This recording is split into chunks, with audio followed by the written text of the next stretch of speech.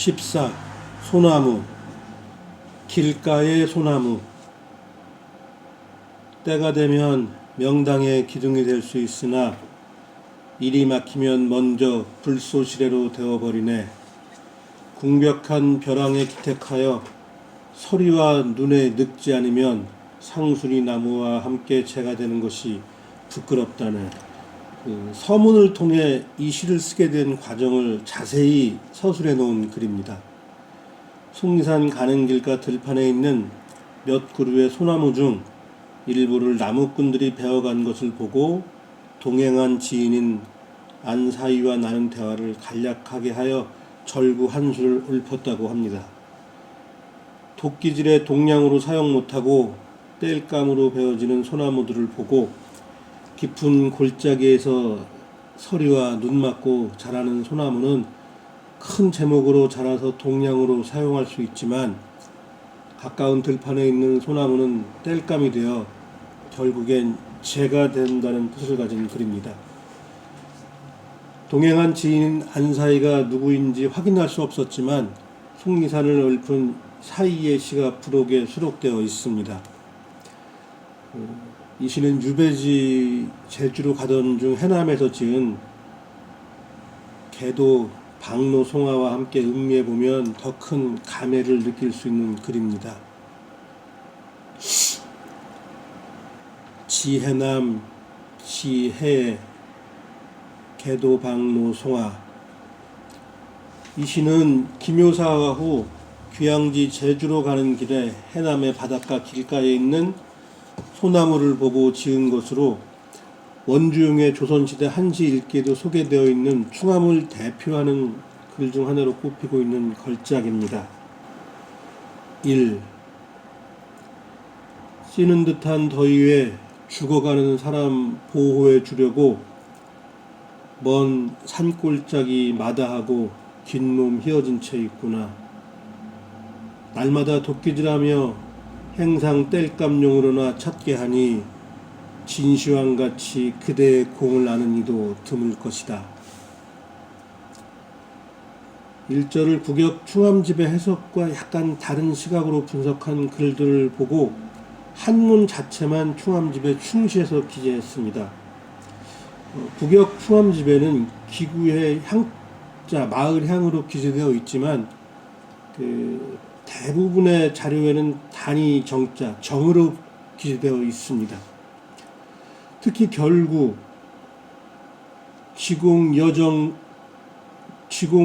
영무인이라고 하는 정자, 이 정자가 정사 정자를 국역 충암집은 정치라고 해석했지만 다른 해석들이 이 정사정을 진시황이라고 해석하고 그 근거를 진시황의 이름인 정에서 찾고 있습니다. 진시황이 태산에서 갑자기 비를 만나서 소나무에서 비를 피했는데 아마 오대불안 벼슬을 내려 감사를 표했던 그 진시황을 가지고 소나무에 대해서 감사하다고 이렇게 해석한 것 같은데 나름 충분히 근거가 있는 합리적 해석이라고도 할 수가 있겠습니다만 저는 가만히 생각해 보니까 그렇게 해석이 된다면 충암의 이름도 깨끗할 정자를 쓰고 있는데 혹시 자신의 이름을 동일한 의미를 가진 정을 빌려서 즉 차음하여 자신의 처지를 표현한 것은 아닐까 하는 생각이 들으니까 충암이 참 더 애처롭고 안타깝고 또 참 아프게 다가오는 구절로 느껴집니다.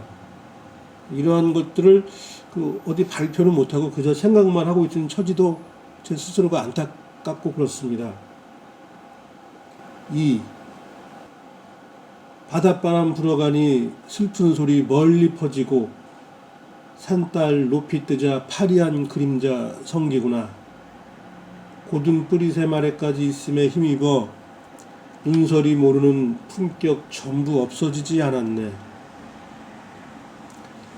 3. 가지는 꺾이고 잎은 헝클어져 내려와 도끼에 찍히고 남은 몸은 모래 위에 쓰러질 듯하네. 기둥이 되기 바람은 사라져 자신을 한탄하나 삐죽이 나온 가지는 바다 신선의 뗏목이 될 만하구나.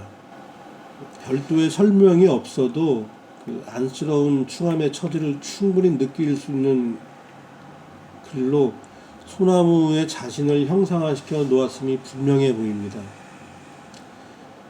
그 2절 기구에서의 청각적 이미지인 슬픈 소리는 승구에서 시각적 효과가 드러나는 파리한 그림자로 변환시켜 공감각적인 효과를 극대화시킨 매우 격조 높은 문장입니다.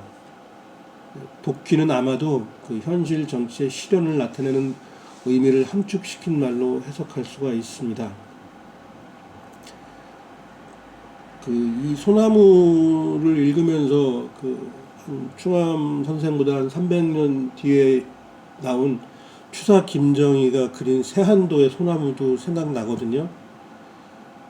아마도 그 소나무라고 하는 것이 우리 민족의 나무라고 하는 것처럼 선비들 역시도, 조선시대 선비들 역시도 소나무에 대해서 충절과 변함없이 푸른 그 소나무를 예찬했던 것을 알 수가 있습니다.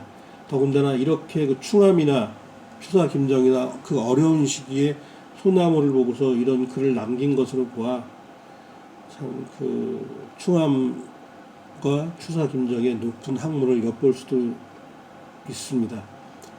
특히나 그 소나무에 대해서 충암 선생이 그 동량이란 말을 많이 썼는데, 큰 나무 역할을 하는 동량, 기둥 역할을 하는 그 동량처럼 자신도 동량으로 이 나라 조선의 동량이 되기를 원했던 것 같은데, 충암 선생의 마지막 글인 임절사에도 동량이라는 단어가 나오거든요. 그러니까 동량이 못되고 쉽게 해서 정치적인 숙청으로 인해서 짧은 생을 마감한 충암 선생이 국가에서 동량이 되고 싶었다는 것을 다시 한번 이 글을 통해서 알 수가 있습니다.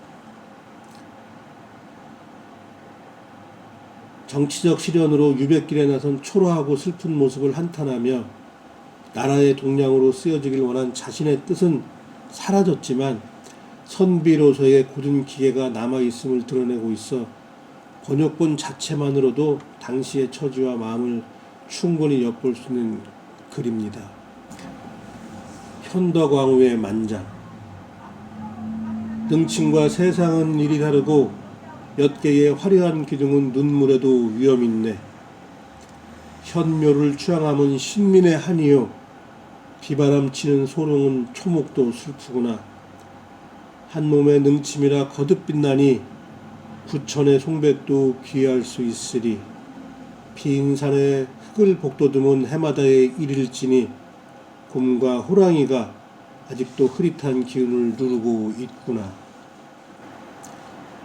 속리산을 만나기 위해 종국 쪽에서, 즉 보은읍 쪽에서 속리산을 만나기 위해 지나가는 길에 반드시 만나야 될 길목에 있는 정의품 소나무에 대해 충암이 단 하나의 글도 남기지 않은 이유를 헤아려보고 확인할 수 있었던 글입니다. 현덕왕후는 조선조 6대 임금인 단종의 생무로 소릉은 안산에 있었던 그의 능을 말하는 것이고, 현묘는 단종에 붙인 문종을 가리키는 말입니다. 단종 복위운동 실패로 1457년 서인으로 격하되었던 현덕왕후가 1513년에 이르러서야 왕으로서 복위되어 문종이 묻혀있는 현릉으로 이장되었다는 기록이 있는 것으로 보아 작성 시기를 알 수 있습니다. 오이상이 쓴 충암선생 연보에도 현덕왕후의 만장을 계유년 1513년 4월에 쓰고 그해 가을 속리산에 갔다라고 하는 기록이 있습니다.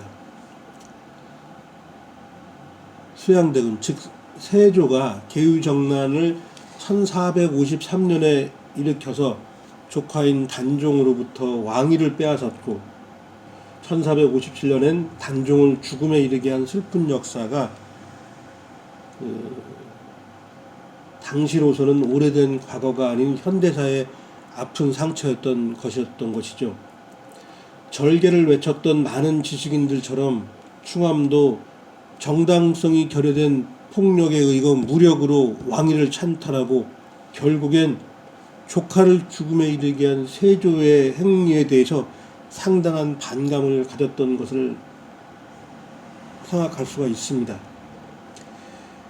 속리산 길가의 소나무 하나라도 그냥 지나치지 않고 글을 남겨두었던 충암이 세조로부터 정의품의 벼슬을 받은 이 소나무를 보고 어떤 생각을 했을지 정말 궁금합니다.